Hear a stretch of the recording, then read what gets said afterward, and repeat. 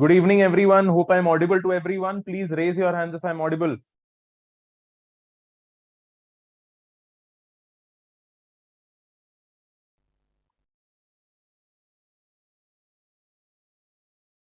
Okay. सही है.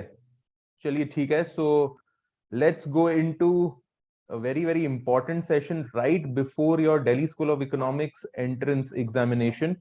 Today we are going to take any last minute doubts that you may have for DUET. Okay. So let me just share a few things with you for DUET.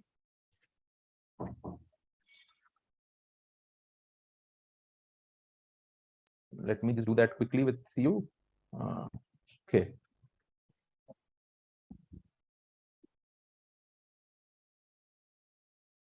As promised, Today we are going to talk about the Delhi University entrance examination, which was popularly known as the Delhi School of Economics entrance or the DSE entrance. Okay, it has been seen in the past and the pattern remains exactly the same. You'll get 50 questions to be answered in the question paper, and you will have 2 hours to do that.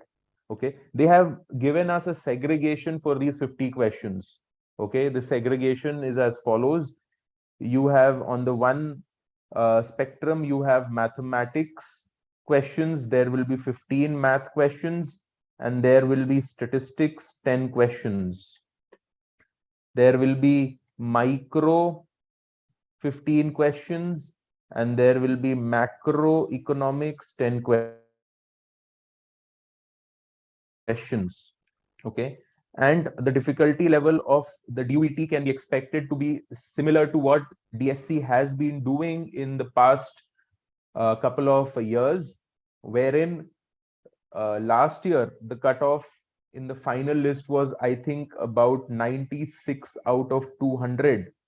Okay, previous to that the cutoff was around 110. Previous to that the cutoff was 116, right? So historically the cutoff has not gone above 125 in the final list. So it is a fair assumption that if you score around 130 out of 200, that is about 65%, you should be safe and you should be able to make it in the general category entrance examination based into DSC.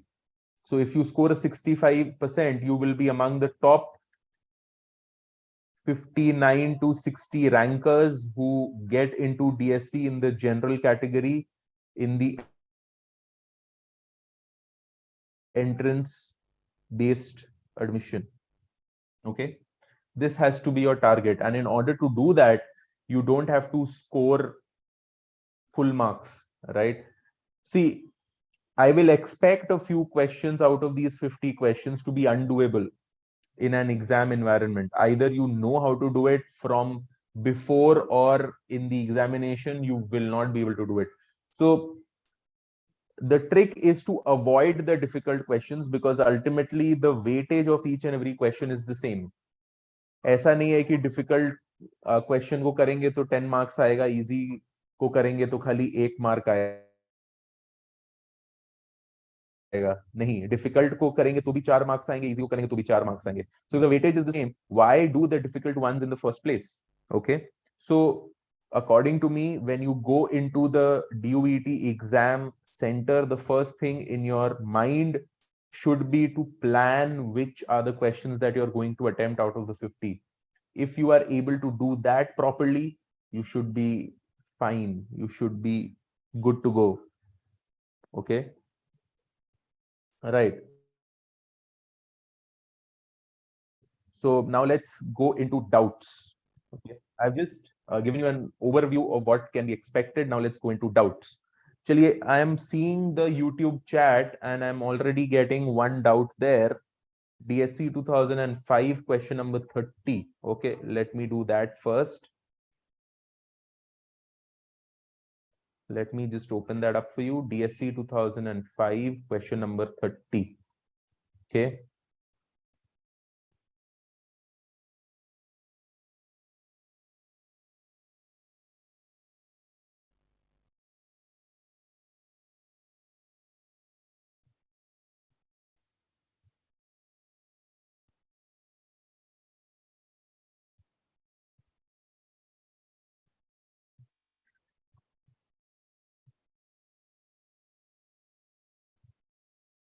Okay, so these are macro questions. We'll hold on to them for the time being. What we'll do is we'll get into the macro once I finish off the micro math and the statistics portions. I will call on Mahima ma'am to take a look at these remaining questions that are there. Okay, so that we'll do. Vidhi, let's start with your doubt. 2021, question number 46.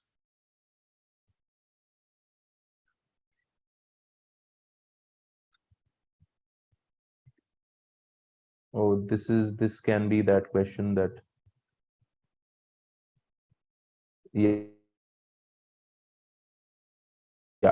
So this particular question you can avoid. This is an expectation based uh, question wherein we basically need to apply this, that expectation of expectation y given x is nothing but expectation y. You apply this property and you should be able to get a part of the answer. For the second part of the answer, you will have to use the property of conditional probability and conditional expectation. Okay. And you'll get the answer for that. Right. So that is the method in which to do it. I'll just go through them very, very quickly. 2019, question number 30.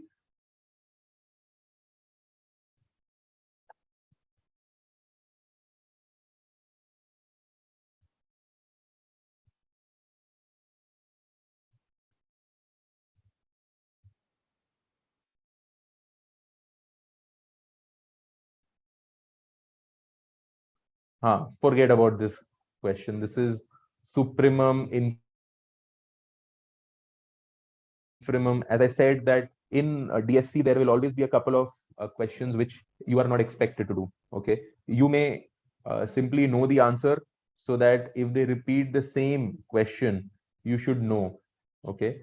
Because if I go into real analysis and ring and field, that itself is a completely different domain, and it does not make any sense to solve just one question that I teach you real analysis.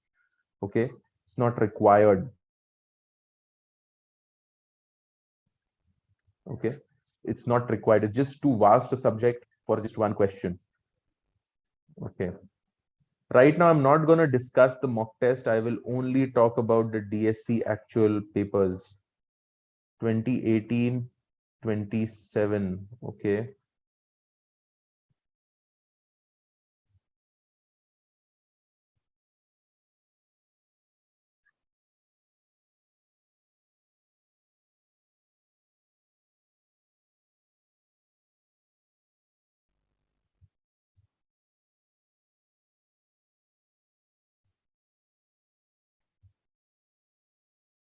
Let me just open that up for you.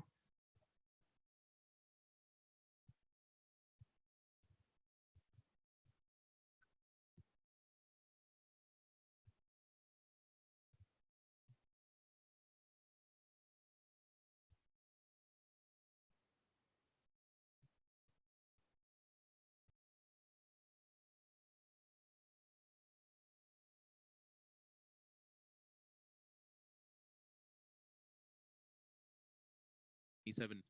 This is what we have. D is 0 for females and 1 for male. So y is equal to 10 plus 1.5x.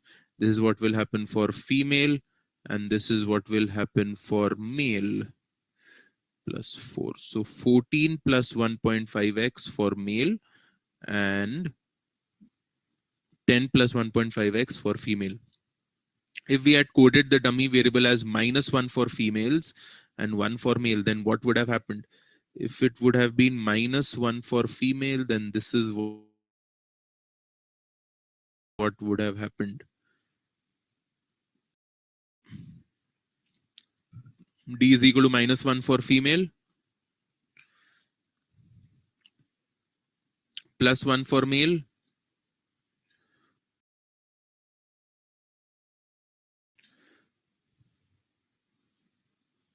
correct? So this is how the regression equation would have transformed if D would have been -1 for female and 1 for male. So then in that case, the intercepts and the parameter values would have been 12, 1.5 and 2. 12, 1.5 and 2.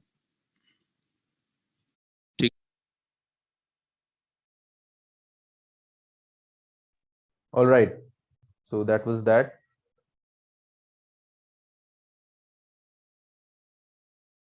2009 question number 35. चलो ठीक है.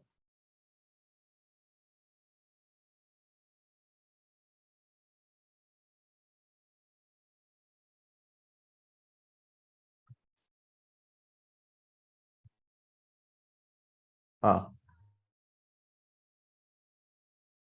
macro, I'll come to that. I'll send ma'am and she'll solve that for you. 2006-16. ठीक है.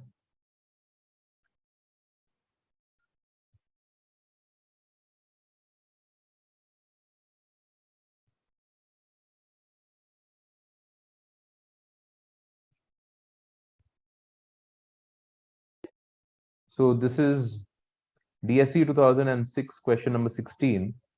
I'm surprised that you're asking me this. Consider a singular n cross n matrix with real entries. Interchanging the positions of a pair of adjacent columns does not change the value of this determinant of A, because it's a singular matrix will always have the value 0. So interchanging the positions of a pair of adjacent columns will again leave it to be minus 0. Minus 0 is 0.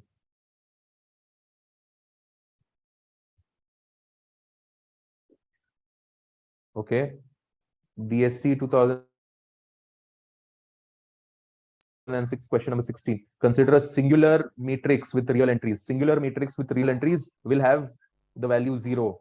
Interchanging the positions of columns does not change the value of the determinant. Okay.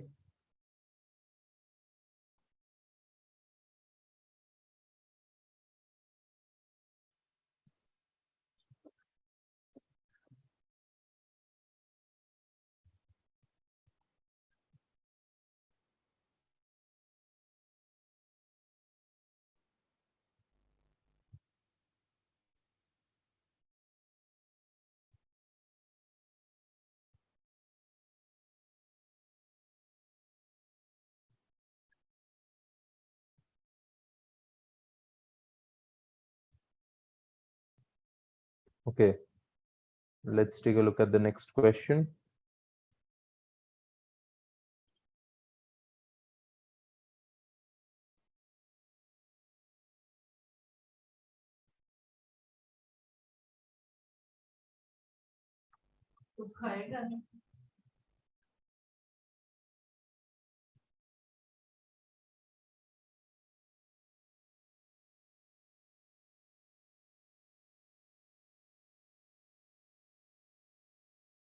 DSC 2021, question number 48. A fair coin is tossed until a head comes up for the first time. Find the probability of this happening on an odd number toss, either on the first toss or the third toss or the fifth toss, so on. Head coming up for the first time in the first toss, half. Third toss, first two tails and then a head. Fifth toss, first four tails and then a head. Okay. So this is what we have. So half plus half cube plus half to the power 5 a by 1 minus r, 1 by 2 into 4 by 3. Answer is 2 by 3.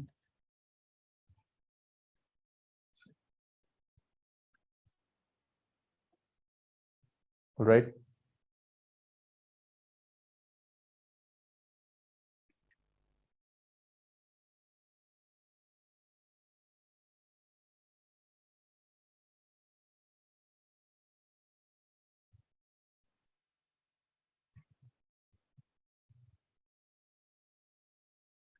Okay.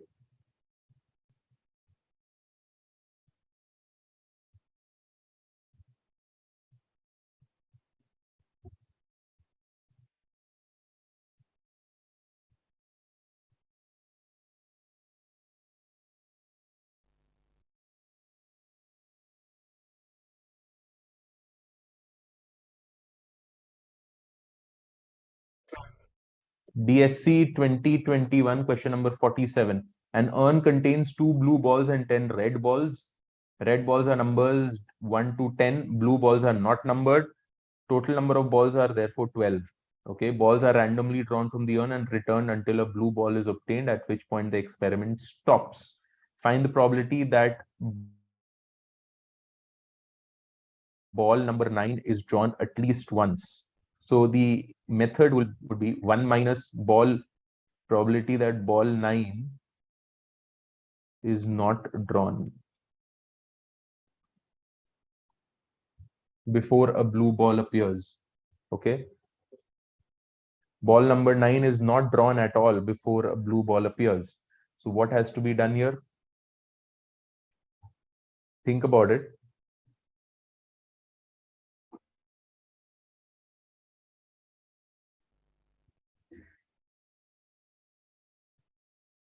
Yeah.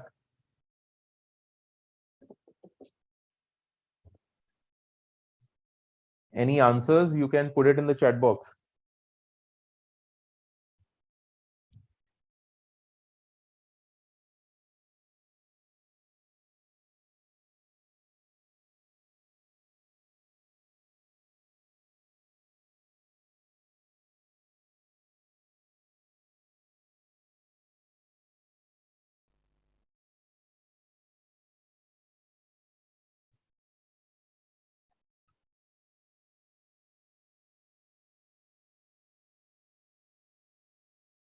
Why that?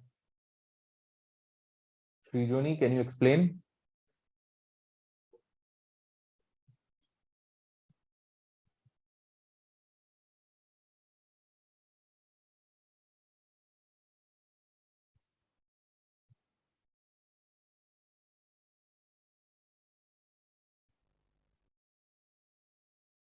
Please make an attempt at it. Put your answer in the chat box.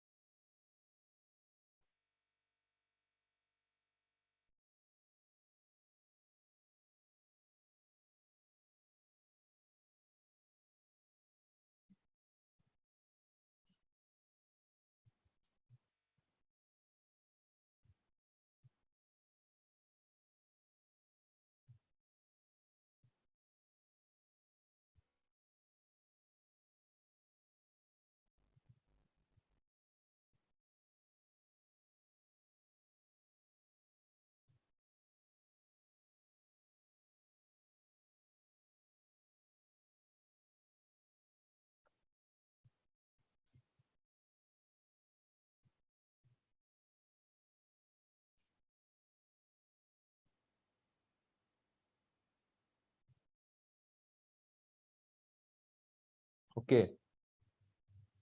Okay.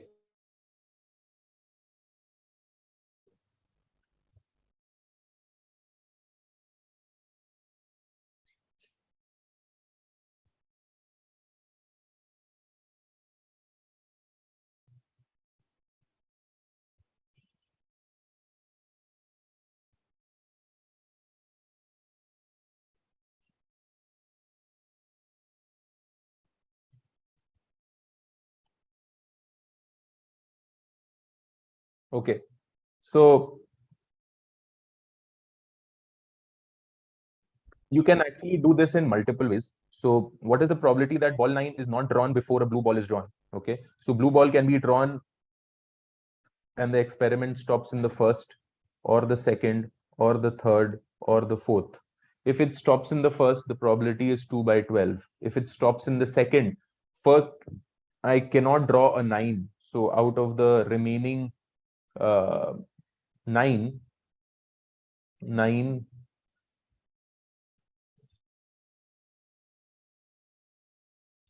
by 10 multiplied by 2 by 12. Okay. Okay. It is returned, right?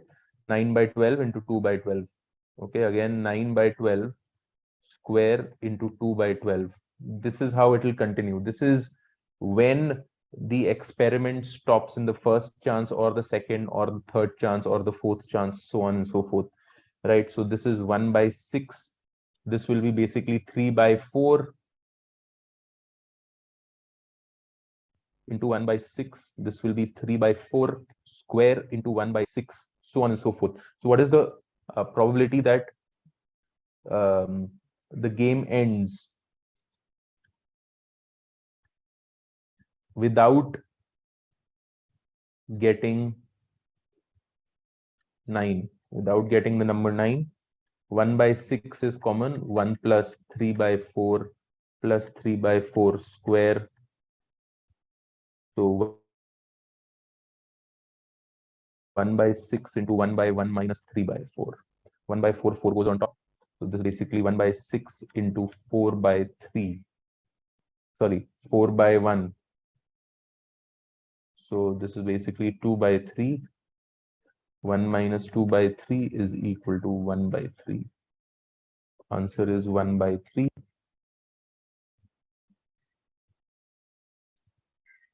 So I hope that this is understandable now. So what am I doing is, I'm doing that 1 minus 9 is not drawn before I obtain a blue ball. Okay. So first I get a blue ball in the first instance, I get a blue ball in the second instance, I get a blue ball in the third instance, so on and so forth. Right. So getting a blue ball in the first instance itself is 2 by 12. Getting it in the second instance, I get a number between 1 to 10 except 9 in the first instance, and then the blue ball. Getting a number 1 to 10 except 9 in the first two instances, and then a blue ball. So this is a repetitive, this is a repetitive kind of a scenario, right? So I can take the infinite geometric progression here, and I will be able to get the answer. You can also verify the answer. It's 1 by 3.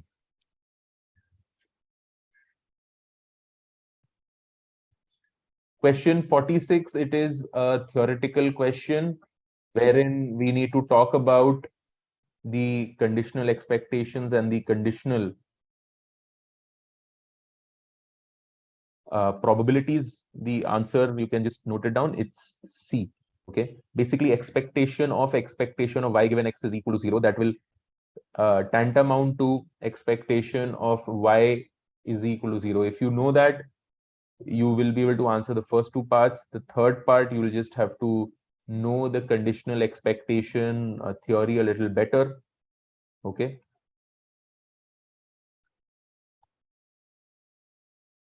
Right. Now,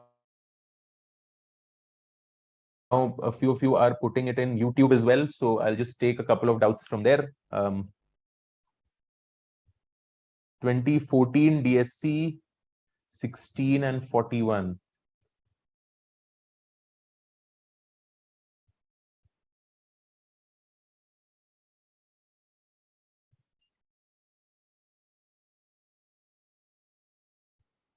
Ah, 2014 DSC 16.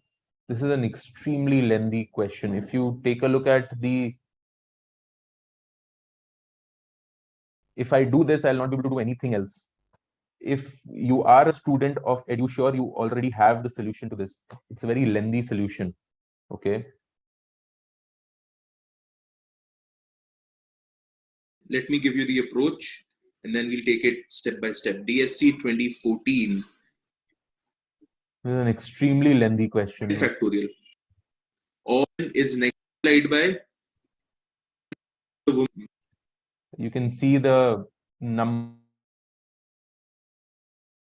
of cases that we have here. It's a lot. Will therefore be 104. And 2 plus 16 plus 60 plus 104 plus 70 has to be equal to 252, which is the total. Okay.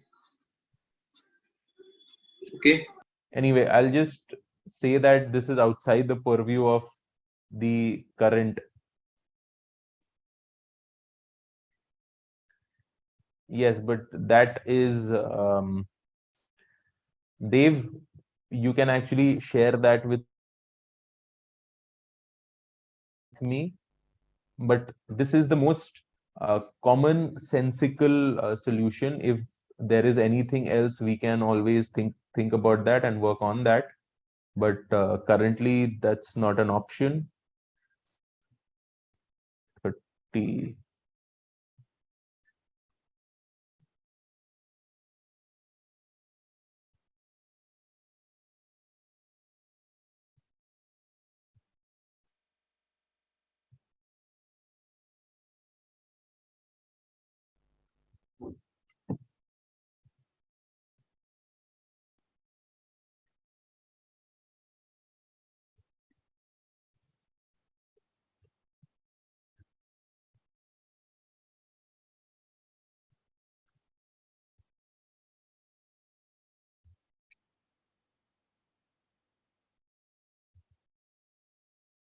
simultaneously decide how much to donate to a charity organization.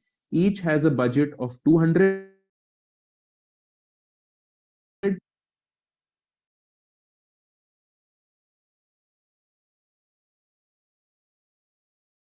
The charity receives at least rupees 100 in aggregate. Each player enjoys a payoff equivalent to 60. This captures the fact that they are somewhat altruistic. Aggregate donation above 100 does not bring any extra payoff. All payoffs are calculated in money terms. For example, if the first player donates X, second Y, then the payoff is this. So just take a look at this payoff.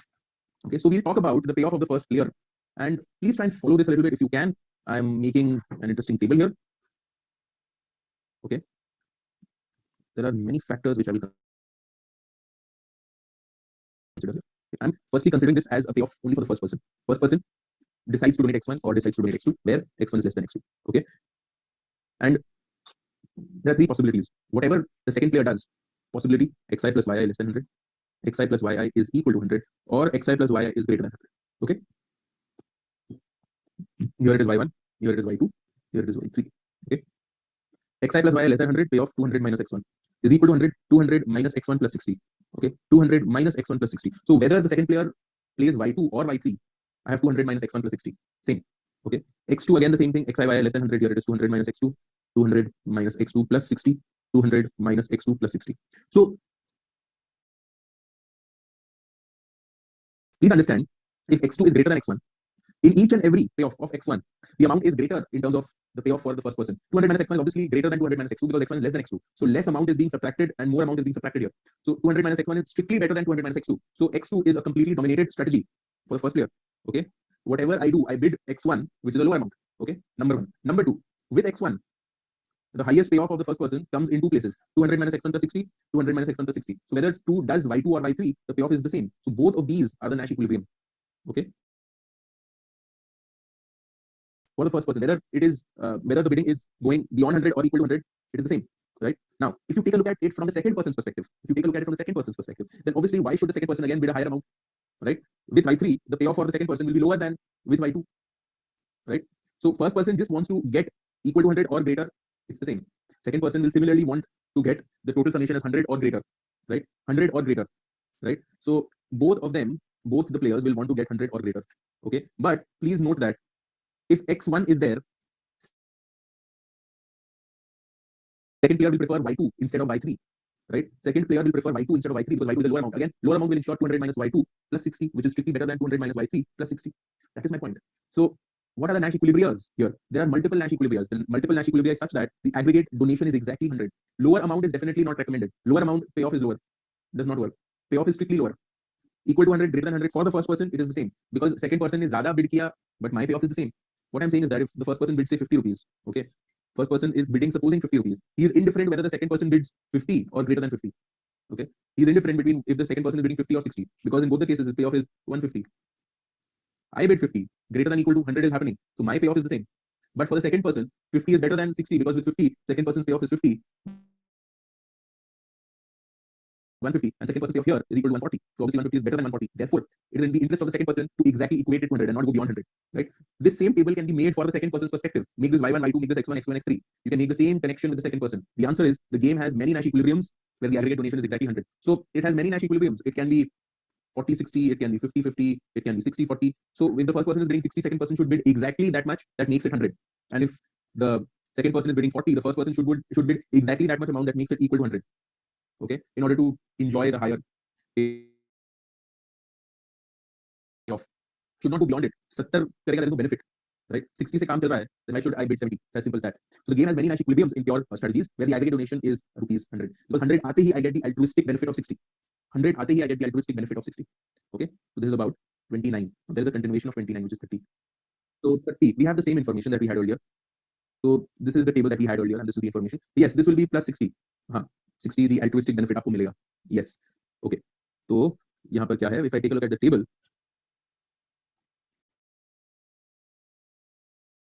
each player has, which of all is not true. Maximum payoff of each player is 200.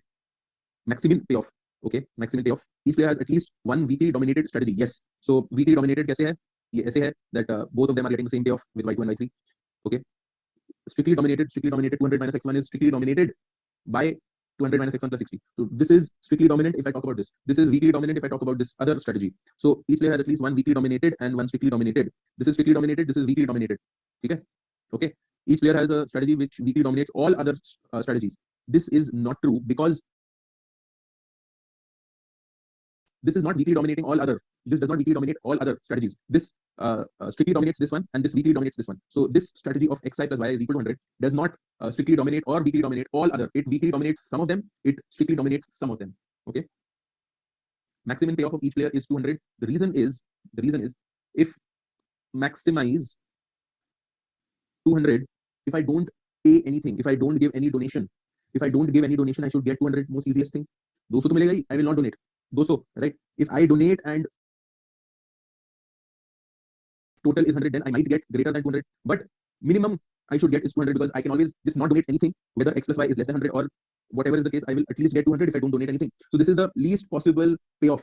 No payoff can go below 200. That is why they say that minimum payoff. Minimum 200 to milega. Minimum 200 to milega if I don't bid anything, if I don't donate anything. And x plus y is also less than 100. So 200 to aega if I don't donate anything. If I donate something and the total is greater than 100, then I might get something greater. Like even in a 50-50 case, my payoff will be 210 because total is equal to 100. So 150 plus 60 is 210. So in any case, I should not accept a payoff below 200. Okay, that is the maximum payoff. ठीक है, यहाँ पर answer 3 है. एक ही strategy सबको weakly dominate नहीं करेगा, किसी को strictly dominate करेगा, किसी को weakly dominate करेगा. Okay, so that is the answer. The answer is 3.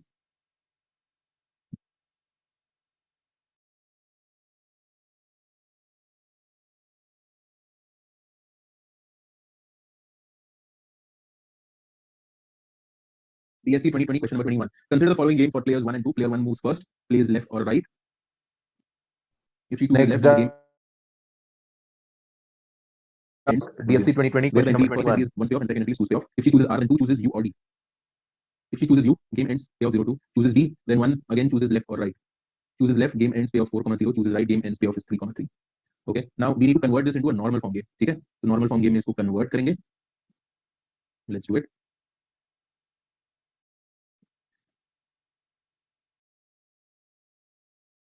1, 2, 3, 4. Okay. Player 1. The options are player 1 is moving 2 times. Once in the first and once in the third. So first, left, second, third round also left and then right, then left, right and then right. Player 2 has only one U or D. Now, if player 1 plays left in the first instance itself, the game is ending. So if player 1 plays L, irrespective of what player 2 does in the second instance and what player 1 does in the third instance, the payoff is always 1,0. The moment player 1 plays left, the game ends and the payoff is 1,0. Right? Irrespective what player 1 is doing in the third round and what player 2 is doing in the second round. Okay. Right. Second player does U, game ends with 0,2. So right and U, game ends irrespective of what the first player is doing in the third round. Down L, 4,0. Right, down, right, 3,3. This is the normal form game payoff. Okay. So L, LU, LRU. So whenever I have an L, it is 1,0. I hope that this matrix, payoff matrix is okay with everyone. Okay. Now to find out the Nash equilibrium or equilibria. So if player 1 plays RR, player 2 plays U, RR 0, 2, 3, 3. Obviously, player 2 will play D. Player 2 plays D, player 1 should play RL because highest payoff for player 1 is 4. So RL. If RL, then what should player 2 do? U. So none of these are Nash equilibria. I start with RR, I go to D, from D, I go to RL, from RL, I go to U, and from U, I go to LL, from LL, I remain at U. So what are the Nash equilibrias here? 1, 2. These are the 2 Nash equilibrias. D is not there, 1, 0 is not there. 2 plays D. Is it the best for first player to play 1? To get only 1? No, best for player 1 is to get 4. So then D will go to RL. RL will go to U. U will go back to LL and LR. So what are the Nash equilibrias? L, U, L. L, U, R. First player, second player, third player. First player, second player, third player.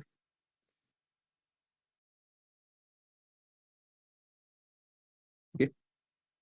Am I understandable? So in simultaneous games, these are the 2 Nash equilibrias. So in pure strategies, I have 2 Nash equilibrias. The 2 Nash equilibrias are 1, 0 and 1, 0. L, U, L, L, U, R. ठीक है? Answer है Bombay.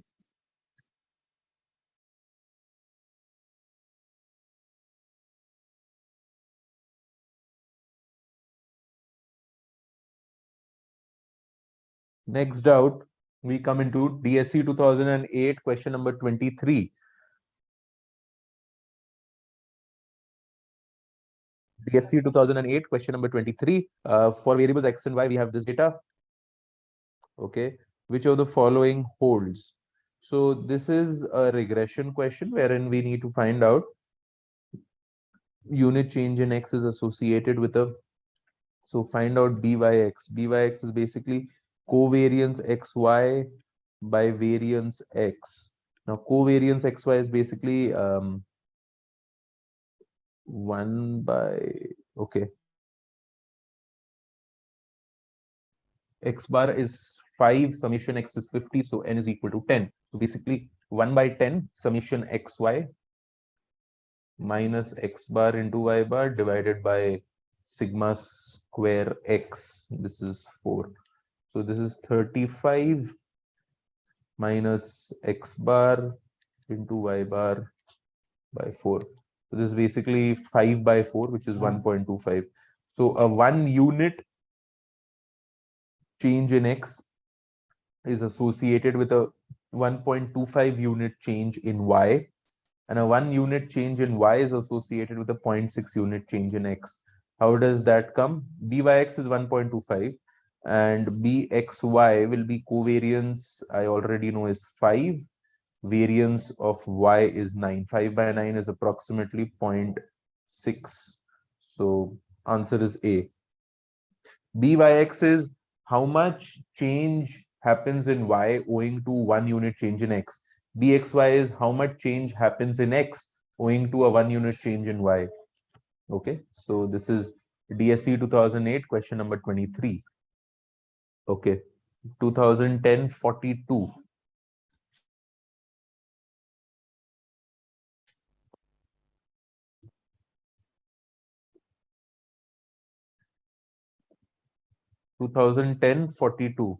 Let's do it.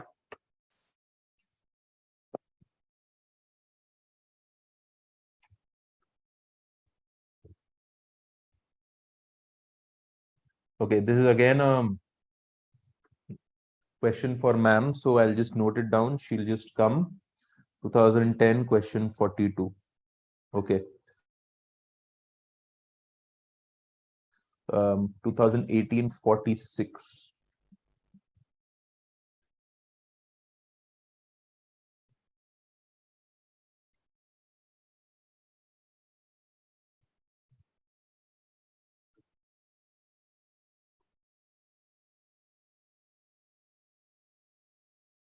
Okay.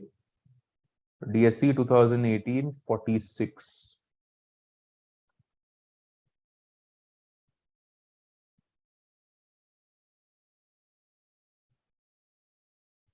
DSC 2018 question number 46. So let's try and see what will happen. Player 1 moves first, left or right. If she plays right, the game ends 10, 0. Left, then player 2 gets to play, moves either left or right. Right, game ends 0, 20. Plays left. Then player 1 moves either left or right again. Game ends in both the cases. Left 30, 30. Right is 40, 0. ठीक है. Backward induction से बताइए that what will be the subgame perfect equilibrium. Person 1 plays left or right, 30, 30 or 40, 0. So player 1 को क्या play करना चाहिए? 30, 30 या 40, 0. Player 1 will get 40, which is higher than 30 in this case. So 40, 0 is what player 1 will play. Player 2 will anticipate this. Player 2 बोलेगा कि if I let it go in the hands of player 1, मुझे तो 0 मिलेगा. So better to take 20. So player 2 will take R, will choose R as a strategy and take 0, 20. Player 1 will anticipate this in the first place itself, that if I let it go in the hands of player 2 will play R and the outcome will be 0, 20. Therefore, 0 is obviously worse than getting a 10. So what should player 1 do? Player 1 should nip the entire game in the bud, just play R and let the game end. So the subgame perfect equilibrium is only 1, that's 10, 0. Okay, so subgame perfect equilibrium is only 1,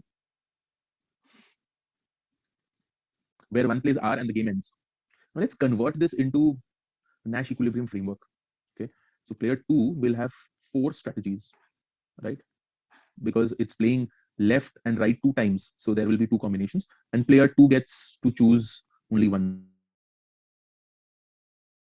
So player 2 either left or right. Player 1 first left and then left and then right, right and then left, right and then right. Okay. If person 1 plays right, the game ends in all the cases. In all the cases, the outcome is 10, 0. Okay. Player 1 plays left, player 2 plays right, player 1 plays left, and player 2 plays right, the game ends 0, 20. Player 1 plays whatever after player 2 plays right will not matter. The outcome is 0, 20. Player 1 plays left, player 2 plays left, player 1 plays again left. So left, 30, 30. Left, left, right, 40, 0. So what will be the Nash equilibrium in this case? Please tell me. What will be the Nash equilibrium in this case? Boliye. Put it in the chat box. What will be the Nash equilibrium in this case? LL, L. अच्छा. LL अगर किया, player 2 तो L किया, ठीक है. But player 2 plays L, player 1 will not play LL. Player 1 will play LR. LL goes to L. L does not go back to LL. L is going to LR. So 30, 30 is not the Nash equilibrium. What outcome is the Nash equilibrium? Please tell me. Put it in the chat box. Come on, I want to see your responses. Please understand, Nash equilibrium will be 2. Player 2 plays R. Player 1 should play RL and RR. RL, player 2, whatever player 2 does, it is the same, right? So player 2 plays R, player 1 plays RL, and then 10, 0. So these two will be the Nash equilibrium. L, R, L, RL is not the best. L, then 40, 0 is the best. So these two are not Nash equilibriums. Please understand. Some of you are saying that 10, 0 is also this left hand side is also the Nash equilibrium. No, this is not the Nash equilibrium. Nash equilibrium is only this one. So please understand, Nash equilibrium is 1 does something, 2 will do that same. So RL corresponds to R. R should also correspond to RL. RR corresponds to R. R should also correspond to RR. That has to be the thing. So player 1 plays right. Player 2 plays right, and player 1 again plays left, or player 1 plays right, player 2 plays right, player 1 again plays right. So RRL or RRR, okay, RRL or RRR, both are Nash equilibriums, or we have two Nash equilibria in this case. Player 2 doesn't have any dominant strategy. Player 2 doesn't have any dominant. 30, 0, 0, 0, 0, 20, 20. So 20 is better than 0, but 30 is better than 20. Player 2 does not have any dominant strategy. Neither does player 1. Player 1 also doesn't have any dominant. 30, 0, 40, 0. 40, 0 can be said to be weakly dominant over 30, 0. But then again, 40, 10, 10, 0. So obviously, again, we have a problem. Okay. So there are two Nash equilibrias in this case, but the Nash equilibrium outcome is the same. Unique Nash equilibrium nahi hai. Two Nash equilibrias hai. Outcome is 10, 0. ठीक है? Okay. So now I'm sending ma'am. She'll take care of the macroeconomic doubts. Okay. Just bear with me. She'll be right there.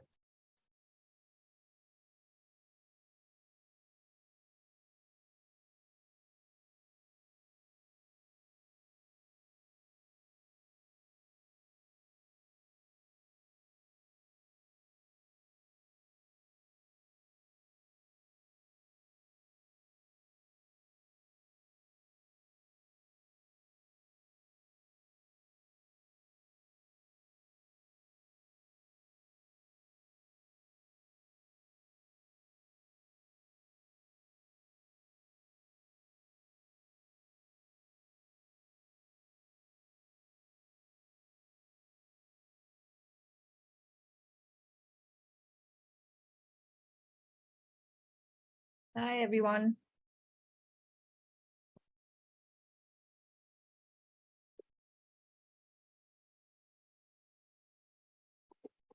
Hey, Nakshi.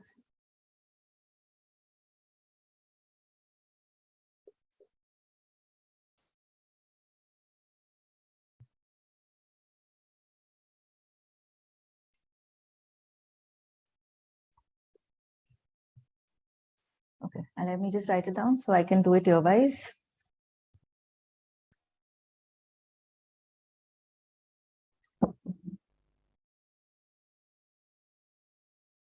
The DSE 2020 question 11 is common.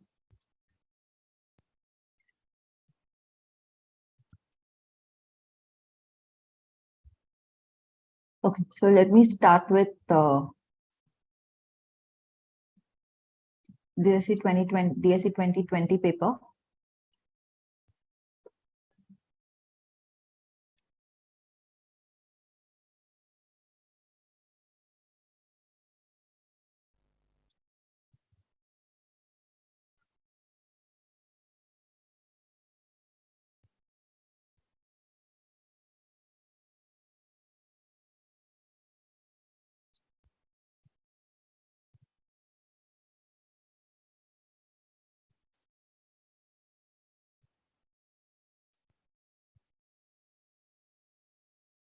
So this DSE 2020 question 11, a minute, let me share my screen.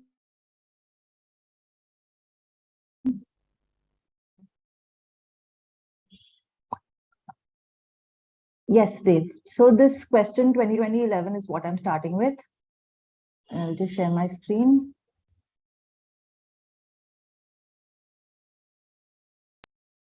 All right, so this is the question. Now the thing is that there is confusion about the answer to this question. And first, let me do the question and then I'll discuss with you what is the confusion about this question. So unfortunately, DSE had given another answer, then it changed its answer. And the changed answer is what I have a problem with. So let me discuss it with you all, okay? So consider a solo growth model with a given savings ratio, a constant population growth rate. So S is given, N is given, zero rate of capital depreciation. So let me write down the information. S is given, N is given. So del is 0 and no technological progress, okay? Let K star be the steady state capital labor ratio in this economy. Suppose the economy is yet to reach its steady state and has a capital labor ratio of K1 at a time T1 and capital labor ratio K2 at a time T2, such that T1 is less than so K1 is less than K2 is less than K star. Okay. Let the associated rates of growth per capita at a time T1 and T2 be G1 and G2, then by the properties of the solo model. So if you do a standard solo model, okay, we usually have a production function. So let this be the savings function. And then we would have this. So this used to be del plus n. So there's no n. So let this be n. And this will be s into y. Now this is my K star.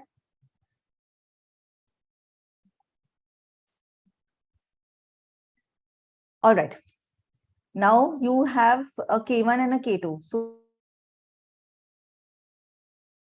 your K1 is somewhere here and a K2 is somewhere there. Okay. So G1 and G2 is the associated rates of growth. Now rate of growth is, if you see diagrammatically, rate of growth is nothing but the difference between these 2 points, because this represents savings or addition to capital, and this represents the subtractions from capital, right? So the difference between the two, or let me not write savings, if I write additions to capital in place. Okay, so addition minus subtraction, this is the difference, this is the rate of growth. Okay, and similarly at K2, this is the rate of growth. Okay, so now they are asking that by the properties of solo model, so this is by their definition G1 and this is by their definition G2. Okay, so now they're asking that does that mean that by the properties of the solo model, what is the relationship between G1 and G2? So is G1 less than G2? Is G1 more than G2? G1 is equal, or is it ambiguous? Now, what answer I had been, or the answer that I'm still more comfortable with, is that the relation between G1 and G2 is ambiguous, because if you see, when you see from the starting point, the savings rate increases, then it reaches its maximum, and then it falls. So there's a period of growth. Okay, then it reaches its maximum and then it comes down. Okay. So that's how growth is. Growth will first increase, then reach its maximum, and then come down. Okay, so my answer would be that it's ambiguous because G1 could be more than G2, less than G2, or equal to G2. It could be either. Now the answer that DSE gives consistently. So this question has been repeated for a couple of years at least. Okay, so consistently the answer that DSE has given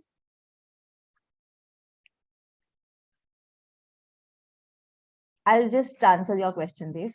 Consistently, the answer that, so DSE, when the first time released the answer, it gave number 4 as the answer. Then some students challenged it, okay? And DSE also then corrected its answer and made it 2. And as of today, it stands by option 2, okay?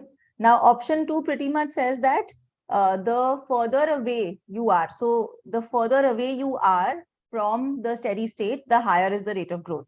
So G1 will always be more than G2. Okay. Now this is true in most cases, except if I draw, let's say, the diagram like this. Let me change the diagram and I'll show you where this is not true.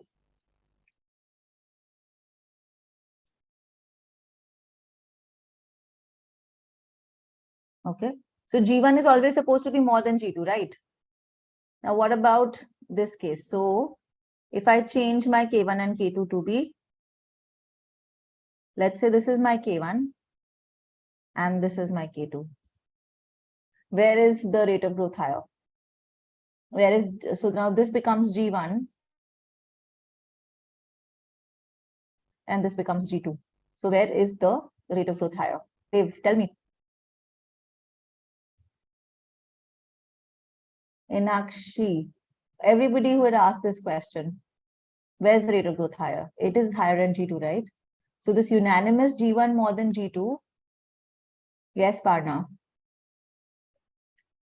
It is problematic. Now, why is it so? I had seen a couple of books which kind of, so it is a, your question for me also, that why would DSE consistently give this answer? So I saw a couple of books and I saw some teachers also in colleges who've done this question, and they all kind of start after this level. Okay, so I saw in a book, the drawing, it kind of started post this. You know, they don't consider this part. They were only considering this part. So when they were only considering this part, of course, as you go closer to K star, your rate of growth fell, right? So because beyond this point, the rate of growth is falling. Before this point, the rate of growth is rising. So if you only consider this part, that's true. So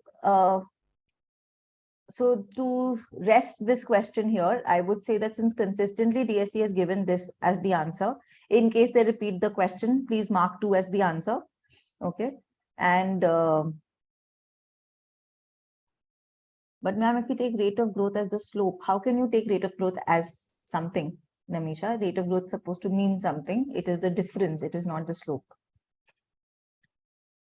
Okay, so you can plot. You'll get the same answer. Change in K by K. You'll get change in K by K.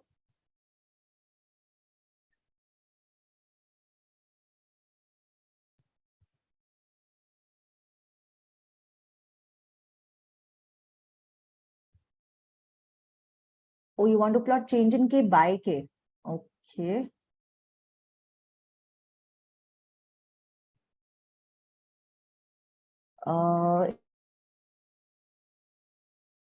If we plot change in K by K, you're saying it's always coming as G1 more than G2.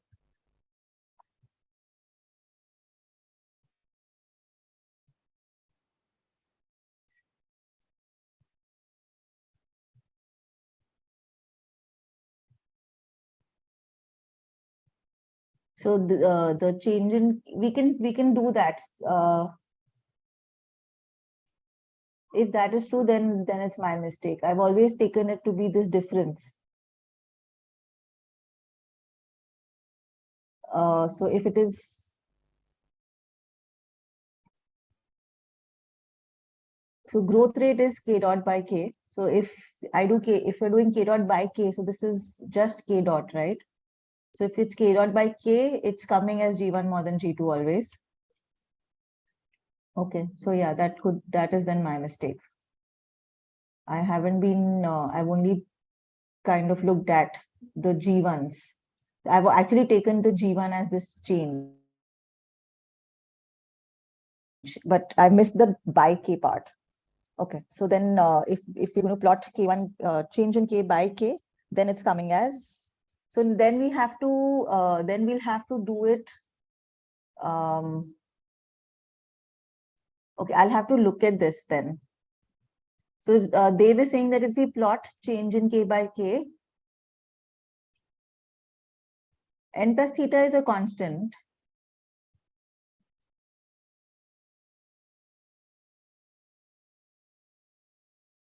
Okay, so if we plot change in K by K, it's going to come as G1 more than G2. I have not looked at that. So he's saying, let's change the plotting of this diagram. Let's know, we don't do it by this. We plot K dot by K. Okay, and if we plot K dot by K, we're getting G1 as G1 more than G2. So let me do this, and then I'll, I'll share the answer with you by plotting change in K by K. If we are getting G1 more than G2. Okay. Okay, so let's move on. Srijoni, the answer that you were saying ambiguous is what I was seeing, because that's the first time that I had seen this question and the answer was ambiguous. After which, as I said, that initially the answer was 4, then they changed the answer to 2. So, but the answer is 2 now. And as they were saying that if we don't use this diagram, we use the diagram of K dot by K, we are going to get G1 more than G2. So let me do this because I haven't done it. I'll have to see this plotting, and then I'll share the answer with you all in the group. Okay, in our group, I'll share the answer to this one, DSE 2022 question 11.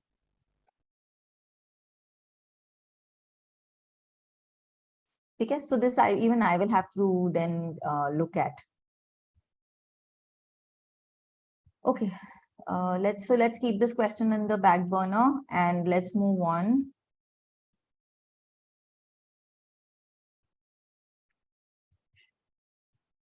This answer was later changed, Srijoni, so that's why we're not looking at this answer.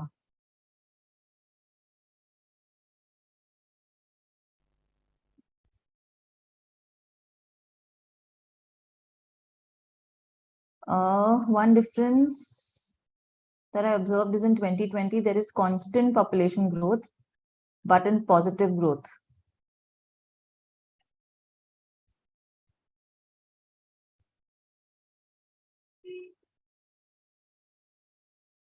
I don't think that means anything, honestly, Dev.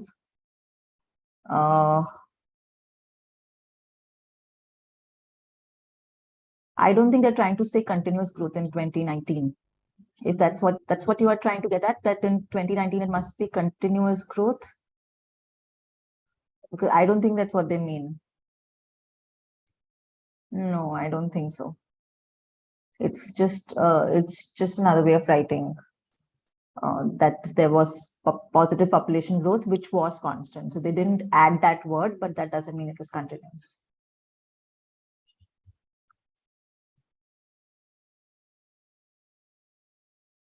All right. Okay, let's move on.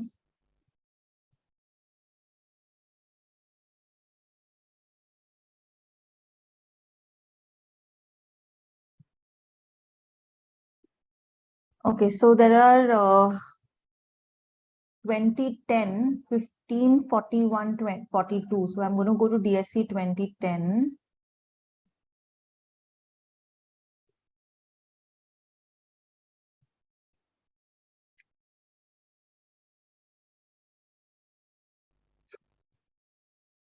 Okay, 41, 42 have right here. Okay, 42, I think is very simple. I'll just quickly share it. Whose doubt is DSE 2010 question number 42? Do we have the person whose doubt is DSE 2010 question 42 here? The answer is the budget will get into surplus. If that person is not there, then I'll move on to other questions. In Akshi, you want me to do 2010 question 41 and 11, right?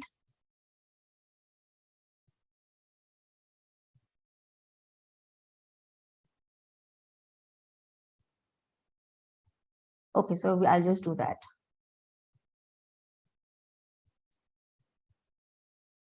Suppose an economy is at less than full employment and it consists of an aggregate, 40, take a 42 here. Consider a closed economy. If the nominal wage is flexible and nominal money supply is increased, then each of the following will be true in equilibrium. Okay. Okay. So in Akshi, what will be the answer according to you? Like, what is the method in which we'll operate? I want to know what's your confusion in this, because if nominal wage is flexible, okay, so we are kind of in the long run where nominal wage is flexible. Now money supply is increased. If money supply is increased, then price is going to rise, right? So from that, you should be able to do this. So I want to know what's your confusion in this. Do you want to unmute and tell me?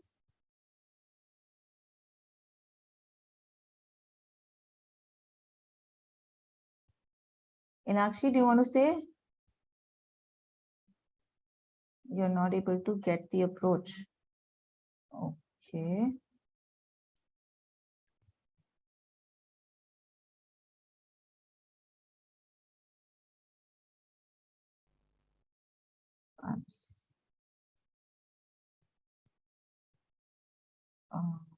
One second.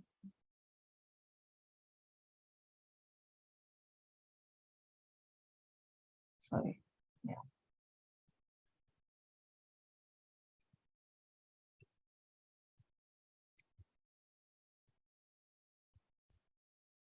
Yeah.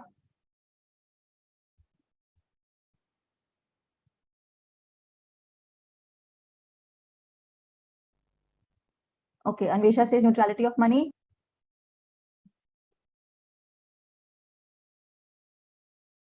In the long run, what will happen? So this is the long run, right? That's the first thing that you have to know, because money wages, nominal wage is flexible, right? So the first thing that should come in the mind is that we're talking about the long run. No, actually, that's not really true.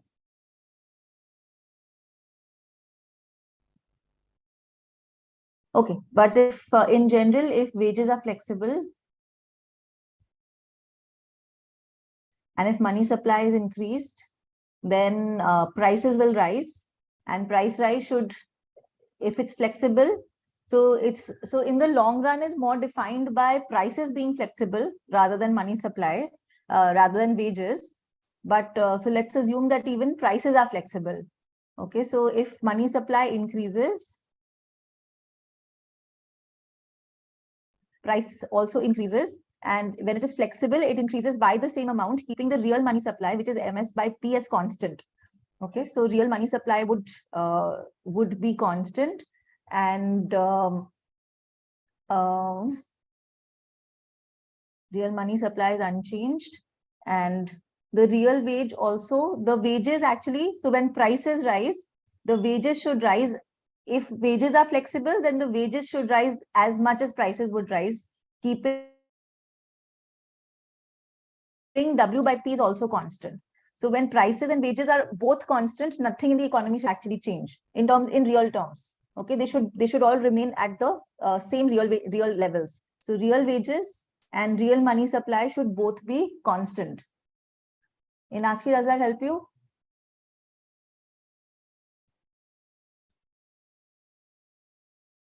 Okay.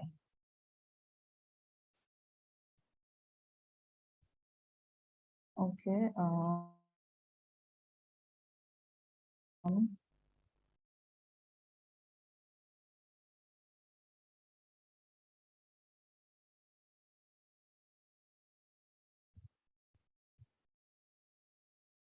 Okay, DSE 2009, 56.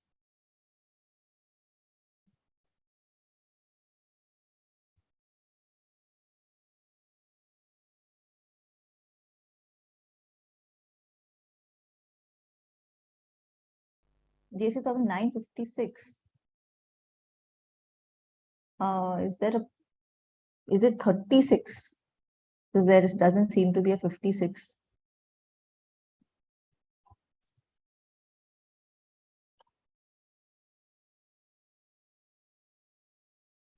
I'm assuming you meant 36.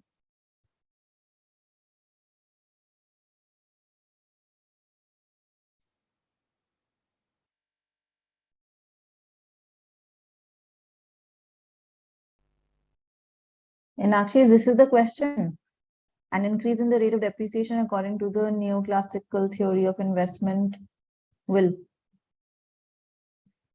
Okay. So let's say you don't know the neoclassical theory of investment. What would be a good guess for you? That if depreciation increases, so if depreciation increases, just by logic, that what is depreciation? Depreciation is the rate by which your capital goods depreciate, right? Their value comes down. So for example, imagine a machine, it rusts. So it's rusting at, let's say, the rate of 10%, and that rate increases. So investment, what should happen to investment? What should happen to investment in that case? It should lower investment by raising the user cost of capital. Raise investment by lowering the user cost of capital. Raise investment because now more capital is depreciating. None of the above. What would be a good guess? Everyone. You can't lower and raise both.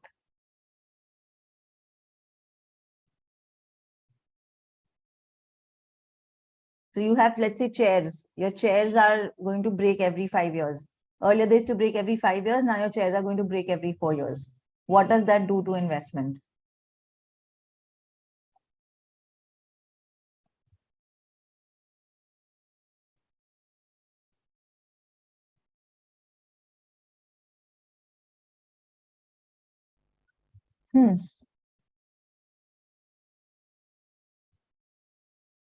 Lower. If depreciation is more, we have to invest more.